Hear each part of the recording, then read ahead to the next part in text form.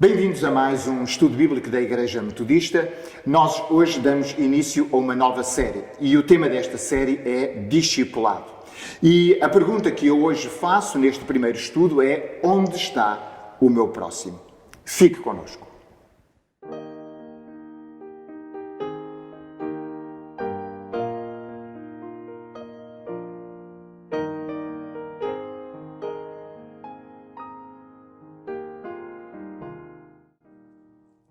E eis que se levantou um certo doutor da lei, tentando-o e dizendo: Mestre, o que farei para herdar a vida eterna? E ele lhe disse: O que está escrito na lei? Como lês? E respondendo ele, disse: Amarás ao Senhor teu Deus de todo o teu coração, e de toda a tua alma, e de todas as tuas forças, e de todo o teu entendimento, e ao teu próximo como a ti mesmo. E disse-lhe: Respondeste bem, faz isso e viverás. Ele, porém, querendo justificar-se a si mesmo, disse a Jesus: E quem é o meu próximo? E respondendo Jesus, disse: Descia um homem de Jerusalém para Jericó e caiu nas mãos dos salteadores, os quais o despojaram e, espancando-o, se retiraram, deixando-o meio morto. E ocasionalmente descia pelo mesmo caminho certo sacerdote e, vendo-o, passou de largo. E de igual modo também um levita, chegando àquele lugar e, vendo-o, passou de largo. Mas um samaritano que ia de viagem chegou ao pé dele, e vendo-o, moveu-se de íntima compaixão, e aproximando-se, atou-lhe as feridas, deitando-lhes azeite e vinho, e pondo-o sobre a sua cavalgadura, levou-o para a estalagem e cuidou dele. E partindo, ao outro dia, tirou 2 dinheiros, e deu-os ao hospedeiro, e disse-lhe: Cuida dele, e tudo o que demais gastardes, eu te pagarei quando voltar. Qual, pois, destes 3 te parece que foi o próximo daquele que caiu nas mãos dos salteadores? E ele disse: O que usou de misericórdia para com ele. Disse, pois, Jesus: Vai e faze da mesma maneira. A pergunta, pois, que norteia este estudo é: quem é o meu próximo? É uma pergunta interessante porque é uma pergunta que só nós, seres humanos, podemos fazer. Mas é uma pergunta que simultaneamente transporta consigo o síndrome da marginalização que muitas vezes nos atinge. Quando eu pergunto quem é o meu próximo, aquilo que eu na verdade estou a perguntar é: quem é aquele que não é o meu próximo para que eu não me preocupe com ele? No fundo, essa é a questão. A questão de saber quem é que nós devemos ou temos a obrigação de ajudar e quem são aqueles que nós podemos relativizar, que podemos esquecer de alguma forma.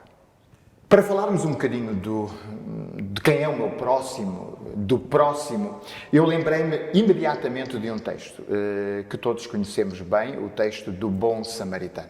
O texto do Bom Samaritano começa com uma pergunta que é dirigida a Jesus. Essa pergunta é a pergunta que está em Lucas, no capítulo 10, e que diz: Que farei para herdar a vida eterna? E tendo o jovem perguntado ao Mestre, a Jesus, o que fazer para herdar a vida eterna, Jesus fala-lhe daquele que é o primeiro de todos os mandamentos: amarás o Senhor teu Deus de todas as tuas forças, com todo o teu coração, com toda a tua alma, com todo o teu entendimento, e amarás o teu próximo como a ti mesmo. E é no contexto destas palavras que aquele jovem pergunta: mas quem é o meu próximo? E a pergunta daquele jovem fala-nos precisamente desta nossa capacidade para, de alguma forma, descartar aqueles que, porventura, ou estão longe ou aqueles que não nos interessam. Porque, na verdade, aquilo que o jovem estava a perguntar era isto: será que o estrangeiro é o meu próximo? Será que o gentio é o meu próximo? Será que aqueles homens e mulheres da Samaria serão o meu próximo? Ou será que o meu próximo é todo aquele que habita comigo na Judeia, provavelmente em Jerusalém? Quem é o meu próximo? Ora, Jesus conta uma parábola. Se todos nos lembramos bem, Jesus conta uma parábola que faz descer um homem para Jerusalém, um judeu.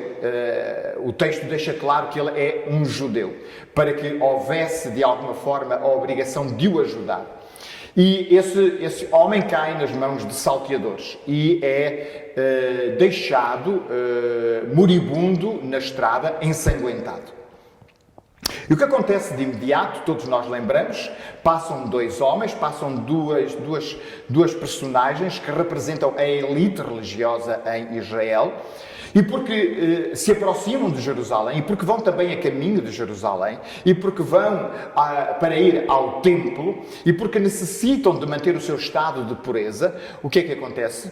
Eles veem o moribundo, mas passam ao largo. Porque, obviamente, nessa tensão permanente entre o estado de pureza e o estado de impureza, não lhes era permitido poder se aproximar daquele moribundo e tocar alguém que estava ensanguentado.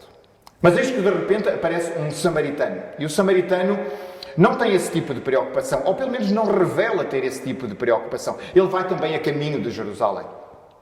Mas a sua preocupação imediata, aquela que resulta do facto de olhar para aquele homem moribundo, é a necessidade de o socorrer. Há uma compaixão, há um sentimento interior do coração que imediatamente o impele a cuidar daquele homem. E então o texto tem um largo conjunto, tem um conjunto de versículos, diria eu, onde se expressa o cuidado daquele homem para com aquele moribundo, que o leva até um lugar de repouso e que tem o cuidado ainda de deixar com o dono desse lugar o dinheiro suficiente para cuidar daquele que havia caído às mãos do salteador. O que é interessante no final desta parábola é a pergunta de Jesus. Na verdade, Jesus não dá uma resposta. A pergunta inicial é: quem é o meu próximo? Jesus não vai dizer quem é o próximo naquela história. Jesus vai dizer uma coisa completamente diferente. Jesus vai responder com uma pergunta e vai dizer qual dos três foi o próximo daquele que estava moribundo. Ora, esta é uma inversão completa na nossa visão e na nossa compreensão de quem é o meu próximo. Porque para cada um de nós, o nosso próximo é aquele que precisa de nós. É aquele que está ensanguentado, como nesta história. É aquele que está necessitado de alguma coisa. Mas, muitas vezes, para nós, o próximo é aquele que, precisando, está, digamos, dentro dos limites daqueles que nós reconhecemos como passíveis de ser ajudados. Porque se identificam connosco, porventura, porque partilham mesmas posições, porque porventura fazem parte do nosso círculo de amizades, porque porventura fazem parte do nosso círculo de conhecidos. Ora, Jesus quer quebrar pela raiz com esta pergunta. É como se Jesus estivesse a dizer: não perguntes quem é o teu próximo. Pergunta antes de quem é que tu queres ser próximo.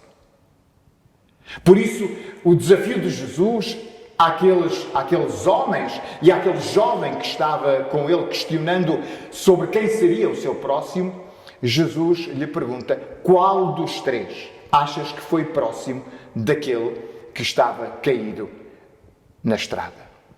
E aí o jovem responde com sabedoria dizendo: aquele que o ajudou. Talvez no início deste ciclo de estudos sobre discipulado, talvez a primeira lição que tínhamos que aprender é precisamente esta. Nós não devemos arranjar desculpas.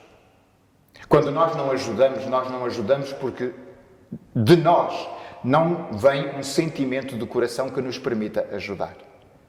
Quando nós não ajudamos, é porque não nos deixamos mover de íntima compaixão.